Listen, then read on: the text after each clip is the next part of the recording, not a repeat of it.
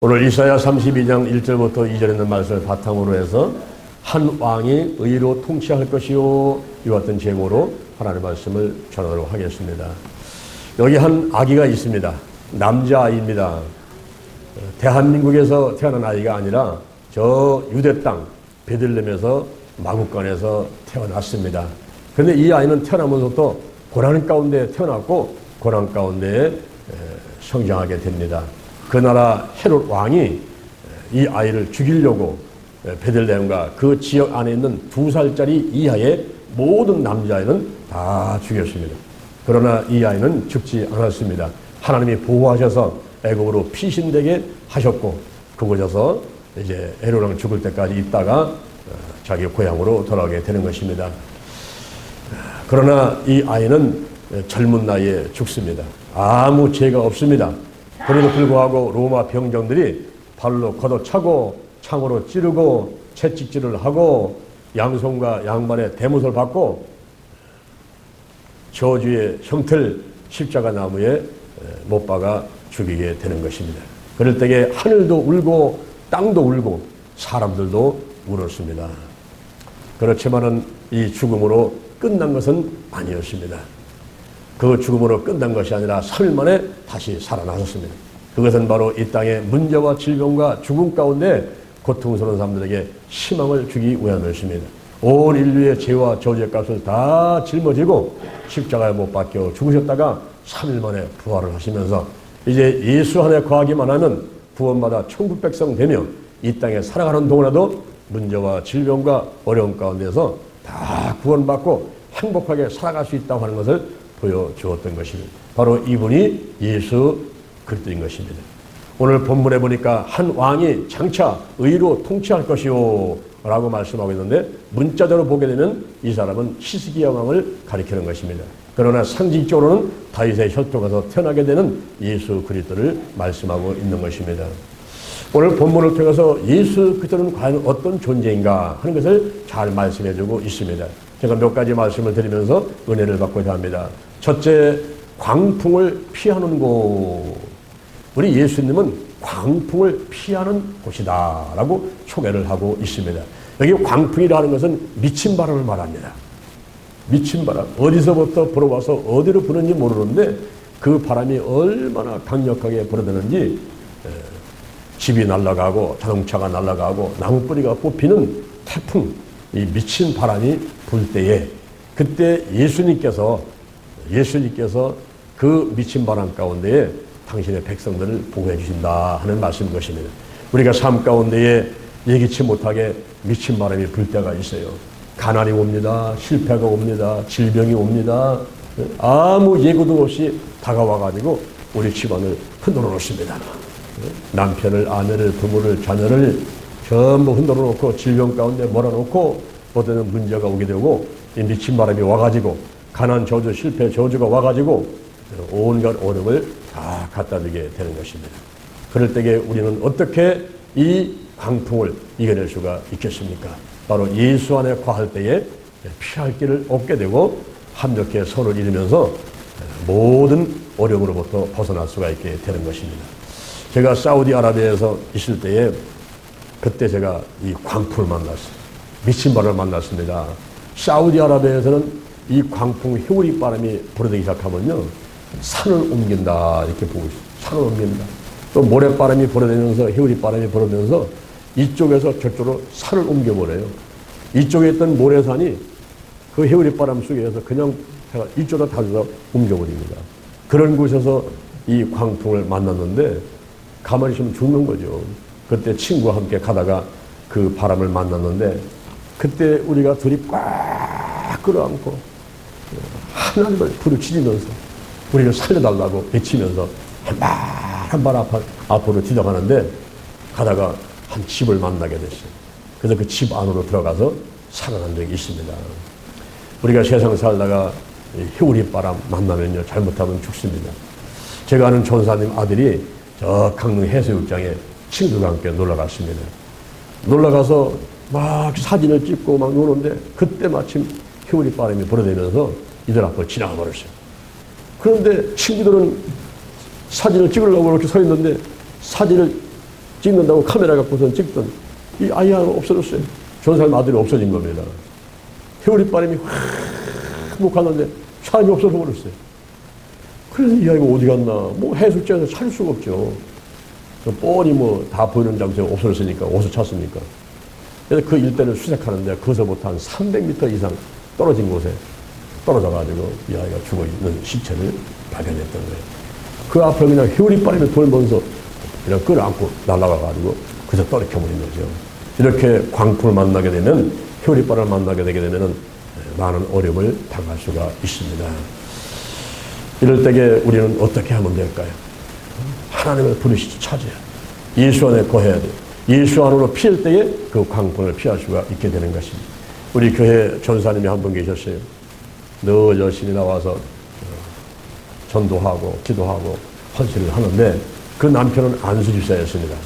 근데 신앙이 좋지 않아가지고 하루에 소주를 5병씩 먹어요. 전사님이 하나님 일을 하려면 옆에서 도와줘야만 되는데 내조가 아니라 외조죠. 외조를 잘 해줘야 하나님 일을 할 수 있는데 항상 집에 가면 소주 먹고서 전사님을 폭행을 하니까 이런 데가 멍이 들어가지고 오기도 하고 그렇습니다. 그러면서 늘 기도거리가 우리 안수집사님 믿음이 좋아서 신앙생활 잘하게 달라는 그런 기도를 늘 많이 했어요. 저도 늘 그 기도를 해줬습니다. 그런데 어느 날 이 안수집사님이 자동차를 타고 가는데 친구와 함께 가는 겁니다. 가면서 이런저런 얘기를 하는데 그 친구가 하는 얘기가 여보게 세상에 이런 일이 있나? 왜 그래? 내가 화장실 가서 대변을 보면은 피가 좀 섞여 나와가지고 병원에 가서 조사를 했더니 글쎄 나보고 대장암 말기라네. 몇 개월 살지 못한다고 하네. 참 세상에 이럴 수가 있어. 이러면서 꼭 남의 얘기하듯이 이 친구 하는 얘기를 듣고 있는데 그때 이 안수사는 가만히 생각하니까 나도 화장실 가서 대변을 볼 때 피가 섞여 나오는데 우리 병원에 가서 조사 한번 해봐야 되겠네. 이런 생각을 하게 됐습니다. 그래서 가까이 지내는 누님 하고 불러대는 그 의사 선생님을 찾아갔어요. 누님, 이거 친구가 말하는데 뭐 대변 보다가 피가 섞여 나오는데 조사해보니까 대장암이었다고 그러는데 저도 요즘에 피가 섞여 나와요. 뭐 조사를 내러 왔습니다. 그래요, 동생. 네, 이리 와. 그래가지고 이제 조사를 하고서는 며칠 있다가 갔는데 결과가 나왔어요. 나왔는데 의사 선생님이 나오면서 아이고 동생 이게 웬일이야. 동생 이게 웬일이야. 동생 대장암이야. 대장암. 동생 몇 개를 못 살겠어. 아니 누님 뭔 소리를 하는 거예요 지금. 지금 내가 하루에 소주를 5병씩 먹는 사람이야.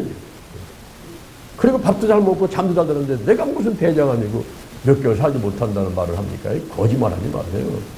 동생 거짓말이라고 생각하고 믿지 못하겠으면은 내가 사진 줄 테니까 큰 병원으로 가봐. 서울에 큰 병원 가서 조사를 해. 한 군데 가지 말고 몇 군데 가서 조사를 해. 그러다 똑같은 경우가 나올 거야. 그래서 그 의사 선생님 말을 듣고서는 서울에 가서 여기저기 두세 군데 조사했는데 다 똑같아요. 그래서 할 수 없어가지고 수술을 들어가는데 원자력 병원에 가서 수술을 하게 됐습니다. 그럴 때 우리 전사님도 거기 가서 이제 옆에 간호를 해야 되니까 옆에다가 방을 하나 얻어놓고서는 기도를 하고 우리도 중봉도를 하고 저도 또 가서 기도를 해주고 아버지 살려주세요 막 기도를 하는 거예요. 근데 수술을 하고 항암 치료를 들어갔는데 문제는 뭐냐면은 이 장을 많이 자르다 보니까 그냥 먹으면 나오는 거예요. 먹으면 나와가지고는 화장실을 33번을 가게 되니 하루에 33번을 화장실을 가게 되니까 살 수가 없다는 거예요. 그래서 한 번은 갔더니 그 안수사님 얘기하기를 목사님 기도 좀 해주세요. 이 화장실을 33번 다니면서는 차라리 죽는 게 낫지 못 살겠습니다. 그러니까 하나님께 기도해가지고 화장실 한 번만 갈 수 있게 해주시고 건강하게 하나님께서 저를 치료만 해주시면은 저는 이제 앞으로 신앙생활 11조 생활도 하고 감성도 내고 제가 땅을 하나 사가지고 교회를 지어가지고 하나님께 봉헌해드리고 이렇게 한번 멋지게 한 세상 살고 싶습니다. 목사님 기도 좀 해주세요. 그래서 그대 기대로 될 줄 믿습니다. 하나님께서 그 기도를 기뻐하시면 치료하시죠. 우리 하나님께서 전지전능하신 분인데 그걸 왜 치료하지 못하시겠습니까? 그래서 이제 그분을 놓고서 계속 중보기도를 하고 정상만 기도를 하고 우리 성도를 기도하고 이렇게 해줬어요. 근데 어느 날 이분이 잠을 주무시는데 꿈에 이제 꿈을 꾸는데 꿈에 신옷을 입은 한 청년이 자기한테 다가오더라고요. 다가오더니만 하는 얘기가 내가 낫고자 하느냐. 그래. 꿈속에서도 아이고 낫다마다요. 제가 낫기만 하면은 저는 교회생활 열심히 하겠습니다. 술도 끊겠습니다. 제가 11조도 할 것이고 감성도 할 것이고 봉사도 하고 전도도 하고 열심히 하고 제가 땅을 사가지고 교회를 지어서 하나님께 봉헌을 해드리겠습니다. 이러면서 꿈속에서도 자기 소원을 안 했다는 거예요. 그랬더니 그래 그럼 됐다. 그러면서 팔을 내밀어라. 그러면 팔뚝을 내미니까 많은 주사위를 가지고 있다가 주사를 놔주더라는 거예요. 그러면 그분을 가버렸어요. 잠에서 깨버렸어요. 깜짝 놀라서 깨보니까 꿈이었네. 신호기면 한 청년이 와가지고 주사를 놓고 갔는데 참 희한한 꿈이네. 그런데 그 이튿날부터 놀라운 일이 벌어졌어요. 화장실을 33번을 가는 게 뚝 끝나는 거예요. 할렐루야. 어? 그리고 화장실을 한 번만 가게 되고 그리고 항암주사를 계속해서 맞는다고 했는데 보니까 하나님이 치료하시게 틀림없거든. 그래가지고 의논을 해서 항암주사 맞지 않겠습니다. 이제는 하나님께 맡겨버립니다. 이렇게 해서 그래서 이제 그분들은 이제 수술을 받고 항암주사 끝내고 와서 생활하는 가운데 그분들이 대책을 나가니까 그렇게 이제 얘기를 해서 기도해서 그분을 내보냈어요. 내보냈는데 처음서부터 교회를 개척하지 못하고 그 갤러리가 그런 뒤에다가 조그맣게 기도를 했어요. 그래서 제가 바쁘긴 하지만 한 달에 한 번씩 가가지고 집회도 해주고 이렇게 하다가 이제 그분들이 교회를 개척해 나갔는데 그리고 나서 이분들하고는 헤어져가지고 한 10년 정도 헤어졌어요. 전혀 소식을 몰랐어요. 근데 오늘 날 제가 길을 가는데 뒤에서도 저를 막 불러요. 목사님, 목사님. 정녕 목사님! 이렇게 막 부르는 거예요. 그래서 뒤를 돌아봤더니 이분들이 자동차 안에서 저를 부르고 있는 거예요. 아이고 지금 전사님 어디 계십니까? 아니 안수님 지금 어디 계신 겁니까? 그때는 지금 목사님 만나러 오는 길이라고 교회로 가시자고 그래요. 그래서 그분을 안내해서 교회로 갔더니 떡을 이만큼 해갖고 오셨어요. 아이고 웬 떡이냐 했더니 목사님 드리려고 갖고 왔다고. 그러면서 목사님 저들이 헤어진 지 10년 됐는데 그동안 하나님이 함께 하셔가지고 하늘에 땅도 주시고 건물도 참 쳐가지고 교회를 쳐가지고 하나님께 봉헌을 드리는데 생각해보니까 너무 감사하고 목사님께서 기대주신 것도 막 감사해가지고 인사드리러 왔다고. 근데 그 안식사를 보니까 얼굴이 그래서 이게 대장암으로 몇 개밖에 살지 못한다는 분이 그게 아닙니다. 하나님께서 깨끗하게 치료해 주셨습니다. 할렐루야. 우리가 세상 살다 보면은 어려운 일이 많이 다가와요. 죽을 병에 걸릴 수도 있고 문제가 올 수도 있고 그리고 주변 사람들의 회방으로 인해 가지고 어려움을 당할 때도 있습니다. 이런 크고 작은 어려움이 있을 때에 우리가 혼자 탄식하고 절망하지 말고 예수님 품으로 가셔서 예수님의 도움을 받게 되시기를 주님의 이름으로 축원을 드립니다. 오늘 본문에 보니까 예수님께서는 광풍을 피하는 곳, 미친 바람을 피하는 곳이다 그랬어요. 세상 살다 보면 가난이 와요, 실패도 와요, 그리고 질병도 와요, 많은 회방도 오고 어려움도 옵니다. 오지만은 우리 예수님이 계시기에 예수님이 내 안에 계시고 내가 하나님의 백성 되었기에 아무 걱정할 필요가 없습니다. 예수만에 거하게 되면 예수님께서 치료해 주십니다. 아멘. 수고하고 무거운 짐진 너들아 다 내게로 오라. 내가 너희를 쉬게 하리라. 할렐루야. 할렐루야. 두 번째로는 폭우를 가리우는 곳이다 그랬습니다. 우리 예수님은 폭우를 가리우는 곳이다 그랬어요. 이 폭우는 하늘에서 쏟아지는 비지요. 그런데 이것은 상징적으로 말할 때에 하나님의 심판을 말하는 것입니다. 로마서 6장 23절에 죄의 작성 사망이요 그랬습니다. 또한 히브리서 9장 27절에 사람이 한번 죽는 것은 정한 것이요 그 후에는 반드시 심판이 있다 그랬습니다. 하나님을 믿어도 영원히 살고 하나님을 믿지 않아도 영원히 사는데 그 후에는 반드시 심판이 있으니 하나님을 믿지 않았던 사람은 지옥에 가서 영원히 사는 것이고 하나님을 믿은 사람은 천국에 가서 영원히 사는 것입니다. 또한 이 땅에서도 하나님을 믿은 사람들의 형태는 행복한 생활인 것입니다. 형통한 생활인 것입니다. 그러나 하나님을 믿지 않은 사람들은 그렇지 않다 하는 것을 성경에서 분명히 보여주고 있습니다. 시편 1편 1절에 보니까 복 있는 사람은 악인의 길을 쫓지 아니하며 죄인의 길에 서지 아니하며 오만한 자의 자리에 앉지 아니하고 오직 여호와의 율법을 즐거워하여 그 율법을 주야로 묵상하는 자로다. 저는 시냇가에 심은 나무가 시절을 주사 과실을 맺으며 그 잎사귀가 마르지 아니한 같더니 그 행사가 다 형통하리로다. 할렐루야. 악인은 그렇지 않으며 오직 바라면 하는 겨와 같도다. 그러므로 악인이 심판을 견디지 못하고 죄인이 의인의 회중에 들지 못하노라. 대저 의인의 길은 여호와께서 인정하시나 악인의 길은 망하리로다. 할렐루야, 할렐루야. 이것이 바로 하나님께서 말씀해 주고 있는 것. 악인의 결국과 그리고 의인들, 하나님 백성들을 어떻게 그 결과가 오는가 하는 것을 알려주고 있는 것입니다.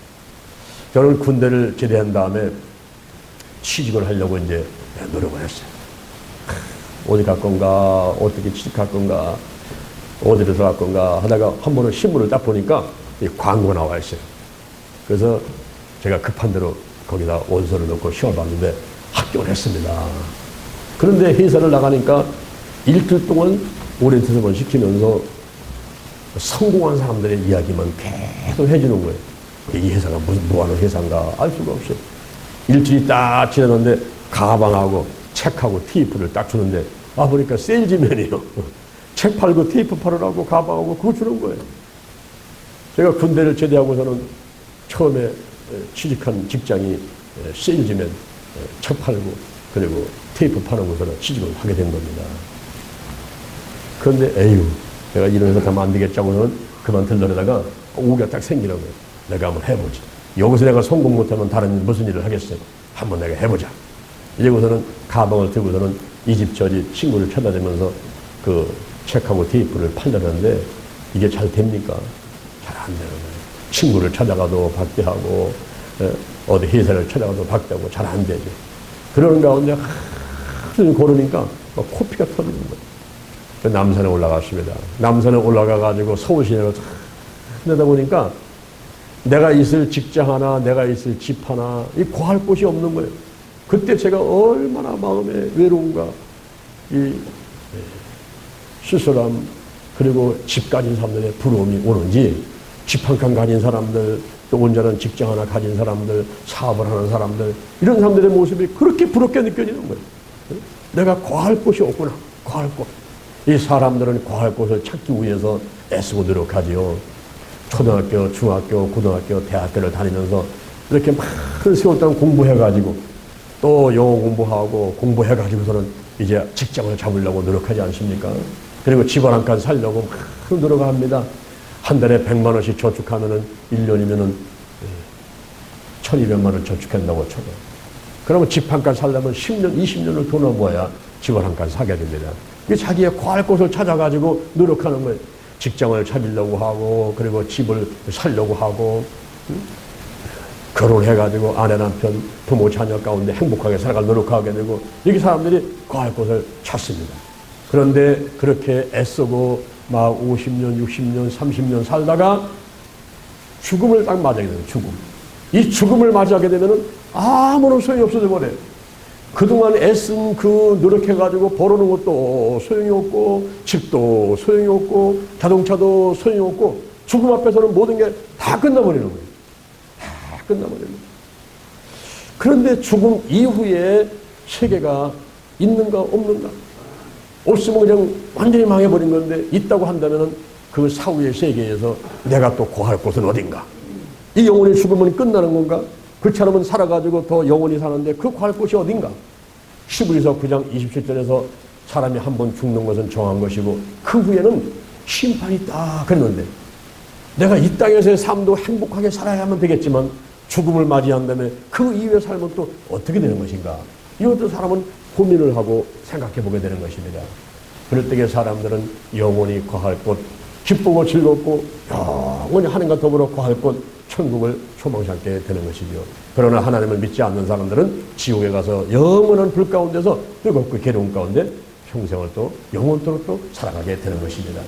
그러나 우리가 하나님 안에 있게 되면 이 땅에 있을 때도 직장이라든가 또는 집이라든가 이런 모든 문제를 기도할 때에 하나님께서 응답해 주시고 행복하게 살다가 이 생명이 다하게 되면 또 저 천국으로 인도를 해 주시게 되는 것입니다. 요한복음 14장 1절 이하를 보니까 너희는 마음에 근심하지 마라. 하나님을 믿으니 또 나를 믿어라. 내 아버지 집에는 거할 곳이 많도다. 그렇지 않으면 너에게 일렀으리라. 내가 너희를 위해서 처소를 예비하러 가노니 가서 처소를 예비하면 내가 너에게로 다시 와서 내게로 영접하여 나 있는 곳에 너희도 있게 하리라 그랬습니다. 바로 거할 곳, 이 땅에서나 이제 이 죽음 이후에 하늘나라에서나 거할 곳, 이 거할 곳을 사람들은 필요로 하는 것입니다. 그럴 때에 우리 예수님께서 바로 폭우를 가리우는 곳, 폭우를 가리는 곳, 하늘에서 내리는 심판, 한 번쯤은 반드시 죽음을 맞이하게 되고 사후의 세계가 지옥이나 천국이나 있게 되는데 바로 이 하늘에서 내리는 그 심판, 폭우를 가리우는 곳, 예수 안에 있게 되면은 우리의 영혼이 구원받고 천국 백성 돼서 영원히 기쁘고 즐겁게 살아가게 되는 것입니다. 또한 이 땅에 있을 때도 마음의 천국을 이루어서 성령 안에서 의와 평강과 희락 있는 가운데 행복한 상태에 살아가게 되고 환경 천국을 이루어서 가정 천국, 직장 천국, 사업장 천국을 이루면서 살아갈 수가 있게 되는 것입니다. 그럼 우리는 예수 안에 거하면서 아무런 걱정 없이 하나님 안에서 행복하게 사시다가 그 생활이 다 하게 되면 천국에 가서 영원토록 기쁘게 살게 되는 여러분이 되신 줄로 믿습니다. 할렐루야. 그러니 우리가 얼마나 감사해요. 아무리 크고 작은 어려움이 와도 감사뿐인 줄 믿습니다. 우리가 감사만 하면서 이 모든 어려움을 견뎌나가게 되기를 주님의 이름으로 축원을 드립니다. 마지막 세 번째로 나가는 마른 땅의 냇물 그랬어요. 우리 예수님께서는 마른 땅의 냇물 같은 곳입니다. 지금은 황금 만능주의가 우리 모든 사람들을 이렇게 지배하고 있습니다. 돈이면 다 되는 줄 알아요. 사람들이 돈만 쫓아갑니다. 돈을 쫓아가면서 돈이면 다 돼요. 사실 돈은 중요하기는 하죠.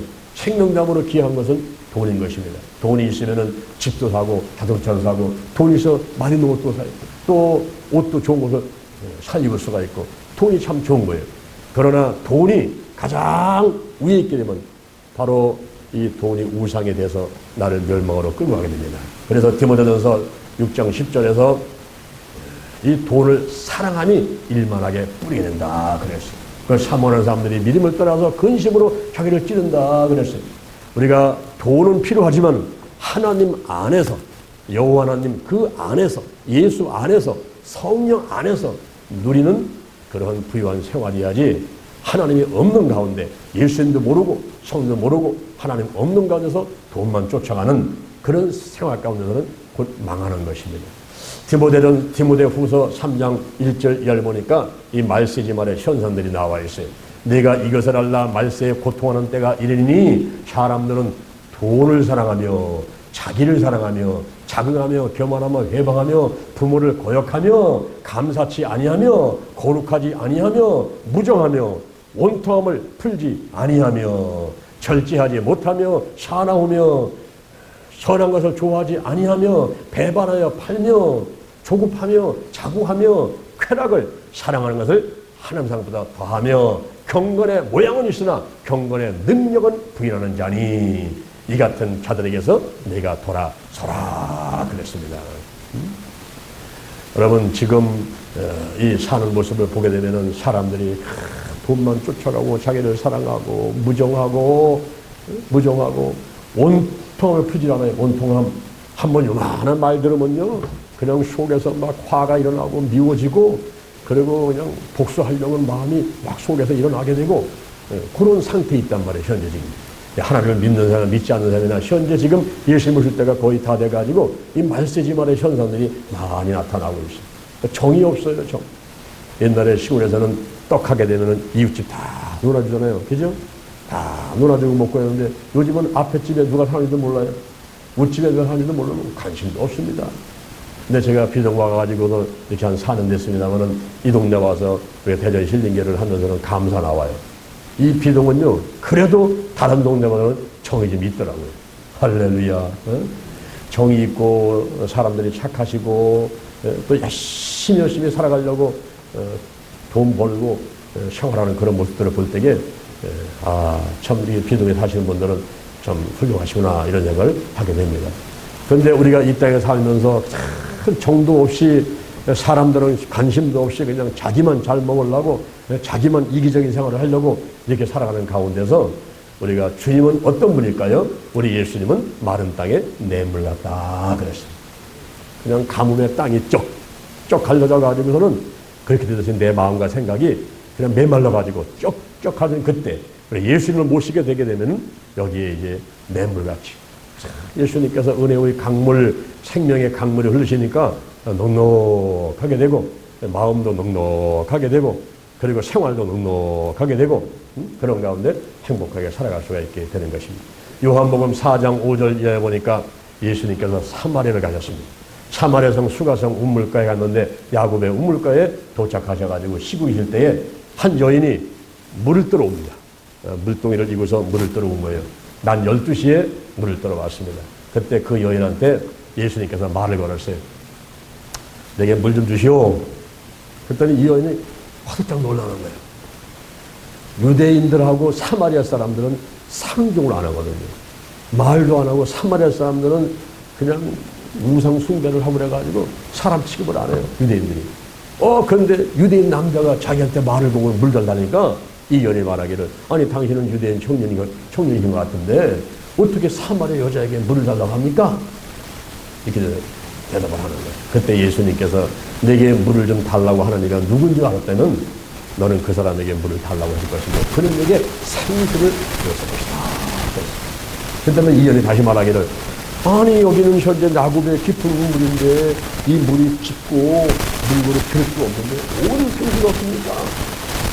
그렇게 하니까 예수님께서 다시 말씀하기를 이 물을 먹는 자는 다시 목마르지만 내가 주는 물을 먹는 자는 영원히 목마르지 아니니 그 속에서 영생하도록 솟아나는 샘물이 될 것이다. 아이고 그런 물이 있으면 내게 좀 주셔가지고 나도 목마르지 않게 하고 여기 물 좀 길러오지 않도록 해주시오.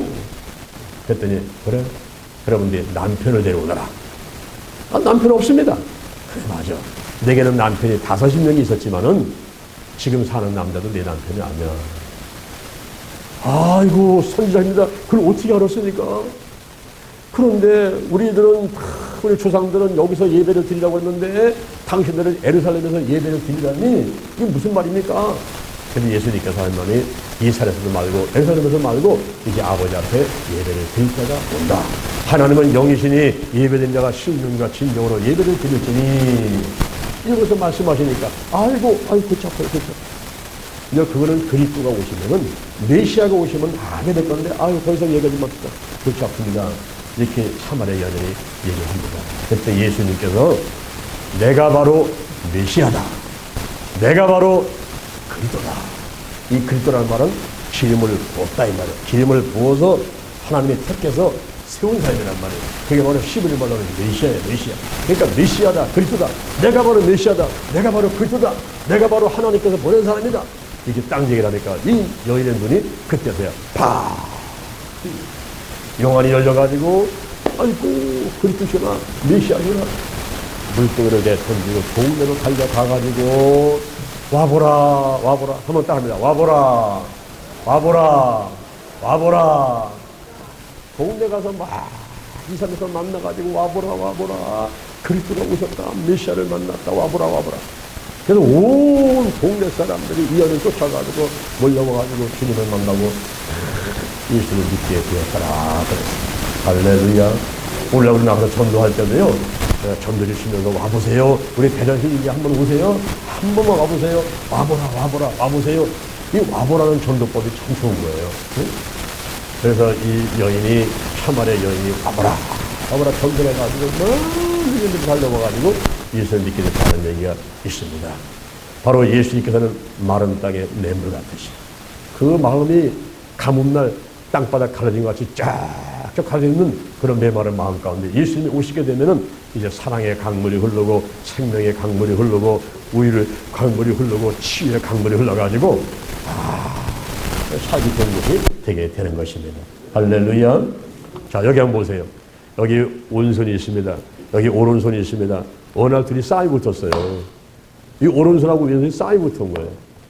왼손이 불평불만이 많아요. 오른손한테. 야 너만 잘났어.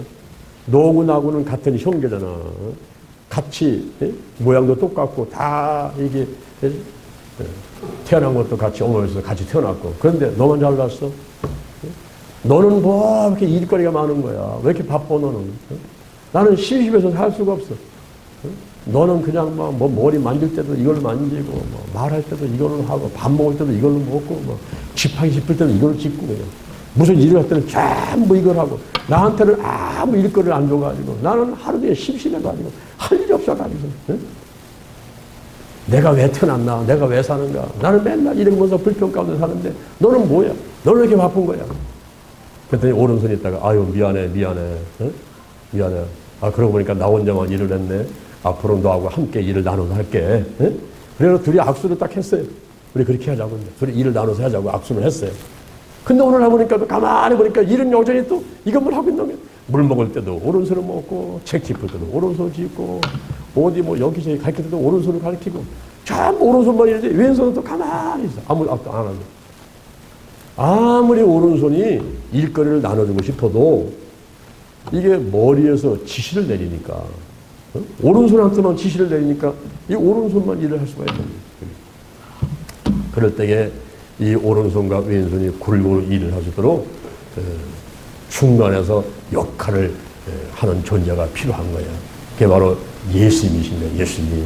이 예수님께서 바로 역할을 해주시면서 중간에 중보 역할. 우리 예수님은 중보자예요. 중보자. 길이고 진리고 생명이고 중보자.